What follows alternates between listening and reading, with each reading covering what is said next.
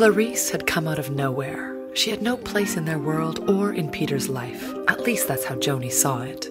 Just because Clarice and Peter had attended the same lectures during their final year of law school didn't make it right. As it turned out, Clarice didn't pass the state bar exam, but by then her sights had been set on marrying Peter, so the bar didn't matter much anymore. Joanie sighed as she remembered the first time Peter had brought Clarice back to Charleston to introduce her to his friends and family. At the time, Peter and Clarice were just friends, but that changed quickly during their visit. She didn't fit in then, and according to gossip from back home, she didn't fit in now. Sure, she was attractive with her lanky 5'7" frame and ample breasts. A man's dream. At first, all the guys had been jealous, particularly Kevin. Kevin, Joanie's only brother and her best friend. That had been the worst betrayal of all. But she didn't blame him. She couldn't. "Man, she's hot," he said in a shallow whisper to no one in particular, unable to take his eyes off her. "How did you find that at law school? Sign me up."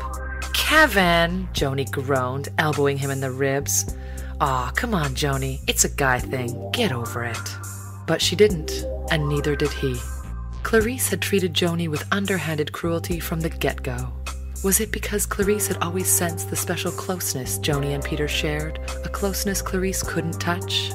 So she put Joanie down in front of all her friends, belittled her at every opportunity. It began one Friday night when they were all home for reading break.